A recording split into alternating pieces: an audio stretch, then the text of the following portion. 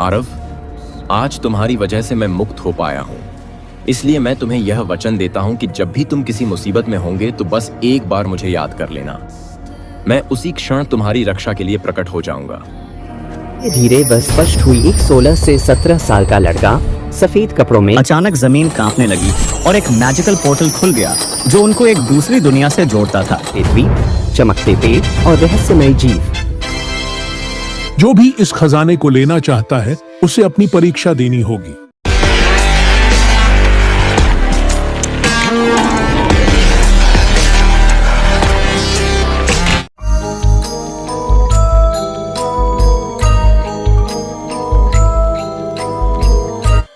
बारह साल का आरव एक साधारण लड़का था जो अपनी किताबों और रहस्यमय कहानियों में डूबा रहता था। उसके माता पिता बहुत व्यस्त रहते थे, जिससे वह अक्सर अकेला महसूस करता था। गर्मी की छुट्टियों में उसकी मां ने उसे उसके दादा की पुरानी हवेली में भेजने का फैसला किया। लेकिन माँ, मैं वहाँ क्यों जाऊँ? वहाँ तो कुछ भी मजेदार नहीं होगा। आरव ने नाखुश होकर कहा। आरव, तुम्हारे दादाजी की हवेली बहुत खूबसूरत है और फिर तुम्हें वहाँ कुछ नया अनुभव भी मिलेगा। माँ ने समझाया। हालांकि मन नहीं था, लेकिन आरव को जाना ही पड़ा। जब वह हवेली पहुंचा तो वह विशाल और भव्य थी, लेकिन उसमें कुछ अजीब सा भी था। जगह जगह धूल जमी हुई थी और दीवारों पर पुरानी पेंटिंग्स लगी थीं, जिनके चेहरे उसे टकटकी लगाए देख रहे थे। पहली ही रात आरव को एक अजीब आवाज सुनाई दी। ऐसा लग रहा था जैसे कोई धीरे धीरे फुसफुसा रहा हो। कौन है? उसने धीरे से पूछा। कोई जवाब नहीं आया। लेकिन तभी एक खिड़की खुद ब खुद खुल गई और ठंडी हवा का झोंका अंदर आया। अचानक टेबल पर रखी एक पुरानी किताब अपने आप पलटने लगी। आरव की सांसें तेज हो गईं। वह डर तो गया था, लेकिन उसके अंदर की जिज्ञासा उसे रोक नहीं पाई। उसने धीरे से किताब उठाई। किताब पर सोने के अक्षरों में लिखा था, गुप्त रहस्य और जादुई द्वार। अगली रात जब आरव किताब पढ़ने में व्यस्त था, तभी उसे फिर वही फुसफुसाहट सुनाई दी। लेकिन इस बार उसने स्पष्ट रूप से सुना। आरव, डरो मत, मैं तुम्हें चोट नहीं पहुंचाऊंगा।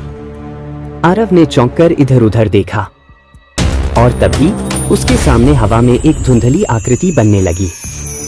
धीरे धीरे वह स्पष्ट हुई एक 16 से 17 साल का लड़का सफेद कपड़ों में, लेकिन उसकी आंखों में गहराई थी। तुम कौन हो? आरव ने हिम्मत जुटाकर पूछा। मेरा नाम वीर है। मैं इस हवेली में बहुत सालों से हूँ, लेकिन मैं एक शाप के कारण यहाँ फंस गया हूँ। वीर ने बताया कि यह हवेली एक साधारण मकान नहीं थी। यह एक रहस्यमय जगह थी जहाँ एक छुपा हुआ जादुई खजाना था।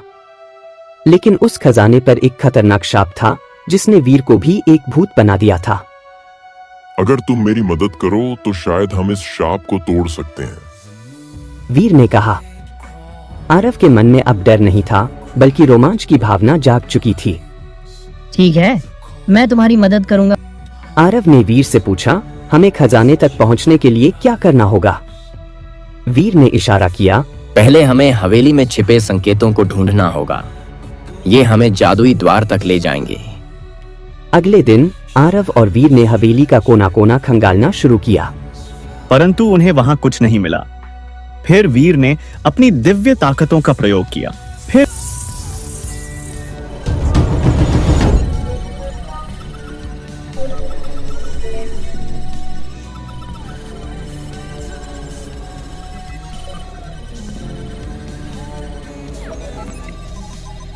आरव को एक दीवार पर अजीब चिन्ह दिखे। जब उसने पास रखे मोमबत्ती को उसके करीब किया तो दीवार पर उभरा, जहां समय ठहर जाता है वहीं सत्य का द्वार खुलता है। समय ठहर जाता है। आरव सोच में पड़ गया। तभी वीर बोला, घड़ी। हवेली में एक बहुत पुरानी घड़ी थी जो सालों से बंद पड़ी है। वे दौड़कर हॉल में पहुंचे, जहां एक विशाल पेंडुलम वाली घड़ी थी। वीर ने आरव से कहा कि इस घड़ी को यहां से हटाओ, तो आरव ने घड़ी को दीवार से हटा दिया। अचानक जमीन कांपने लगी और एक मैजिकल पोर्टल खुल गया जो उनको एक दूसरी दुनिया से जोड़ता था।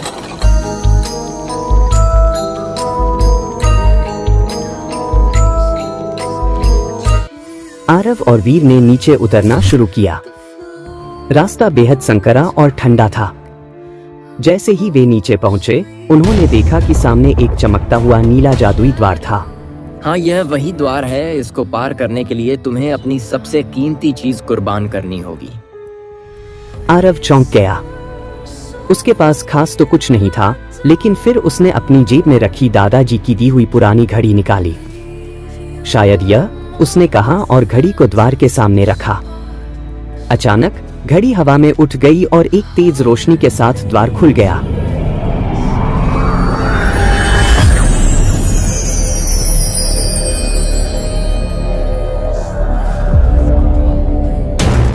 वे जैसे ही अंदर गए, एक जादुई दुनिया उनके सामने थी। हवा में तैरते द्वीप, चमकते पेड़ और रहस्यमय जीव। आगे बढ़ते ही उन्हें एक विशाल महल दिखा जहां खजाना छिपा था। लेकिन जैसे ही वे अंदर पहुंचे, एक गहरी आवाज गूंजी। जो भी इस खजाने को लेना चाहता है उसे अपनी परीक्षा देनी होगी। अचानक एक विशाल रहस्यमय योद्धा उनके सामने प्रकट हुआ। तुम्हें 3 चुनौतियां पार करनी होंगी, उसने कहा। महल के विशाल कक्ष में आरव और वीर उस रहस्यमय योद्धा को देख रहे थे। खजाने तक जाने के लिए तुम्हें सबसे पहले ब्रह्म के द्वार से होकर जाना होगा, जो कि मेरी तुम्हारे लिए सबसे पहली चुनौती है।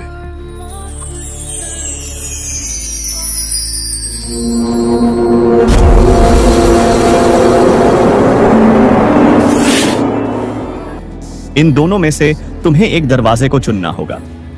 ध्यान रहे, इनमें से सिर्फ एक ही सही है। अगर तुमने गलत दरवाजा चुन लिया तो तुम एक दूसरी दुनिया में पहुंच जाओगे, जहां से तुम कभी भी वापस नहीं आ पाओगे। फिर वीर और आरव एक दरवाजे में चले गए।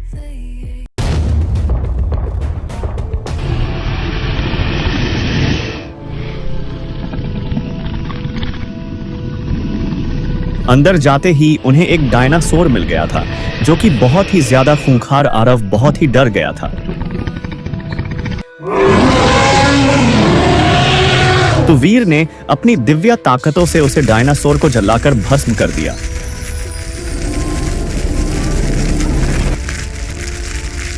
तभी वह दोनों वहां से अपने आप गायब होकर वापस महल के रक्षक के पास पहुंच गए।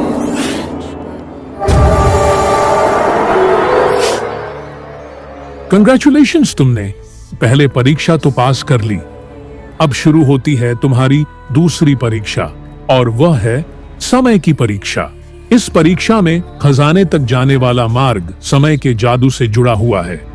अब मैं तुम्हें जहां भेज रहा हूं, वहां पर तुम्हें इस राज्य के पूर्व राजा मिलेंगे, जो तुमसे एक पहेली पूछेंगे।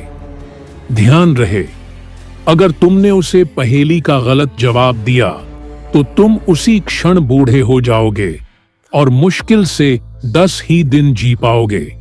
और अगर तुमने पहेली का जवाब बिल्कुल सही दिया तो वह तुम्हें वापस मेरे पास भेज देंगे।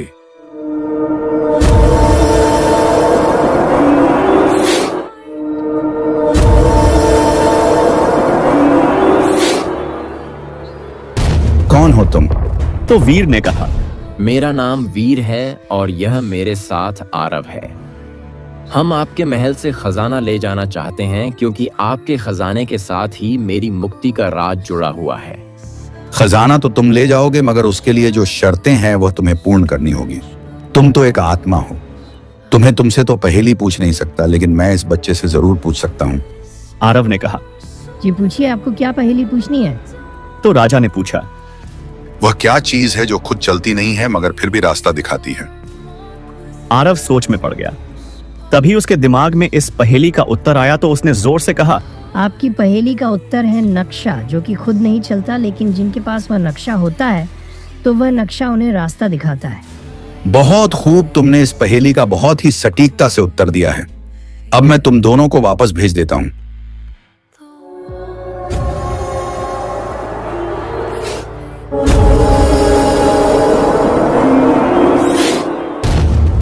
असंभव, तुमने दूसरी चुनौती भी पार कर ली, मानना पड़ेगा। बहुत बुद्धिमान हो। महल के रक्षक ने कहा। ठीक है, तो अब तुम्हारी तीसरी चुनौती है आत्मा की अग्नि ध्यान रहे। यह तुम्हारी अंतिम चुनौती है, तो इस चुनौती को पार करते ही तुम्हें सीधा खजाने का द्वार मिल जाएगा। अंतिम चुनौती में तुम्हें एक जादुई अग्नि को पार करना होगा, जो केवल सच्चे और नेक इरादे वाले को ही अंदर जाने की अनुमति देगी। ध्यान रहे, अगर तुम्हारे इरादे नेक नहीं हुए तो तुम्हें उसी क्षण जलाकर भस्म कर दिया जाएगा अग्नि के द्वारा। अग्नि के द्वारा आरव मन ही मन थोड़ा बहुत घबरा गया। तभी पुष्कर ने कहा, फिक्र मत करो आरव, मैं तुम्हारे साथ हूं। फिर उसे रक्षक ने उन्हें वहां से गायब करके जादुई अग्नि के द्वार पर भेज दिया।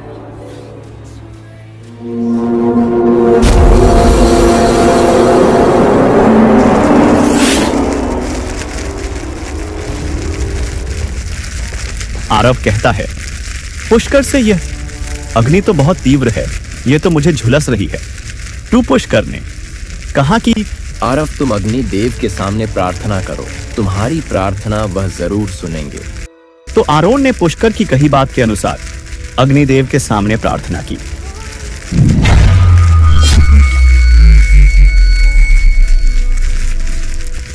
तभी अग्निदेव प्रकट हुए और फिर आरव और पुष्कर ने अपनी समस्या उन्हें बताई। तो अग्निदेव ने उन्हें अंदर जाने की अनुमति दे दी। जब वह दोनों अंदर गए तो वहां इतना सारा खजाना था जितना इस पूरी दुनिया में नहीं है। तभी वीर के चारों ओर नीली रोशनी चमकने लगी। आरव, तुमने परीक्षा पास कर ली। तुम्हारे निस्वार्थ निर्णय के कारण मेरा शाप टूट गया। वीर की आत्मा चमकते हुए ऊपर उठी और उसने मुस्कुराकर कहा, अब मैं मुक्त हूं। धन्यवाद मेरे दोस्त।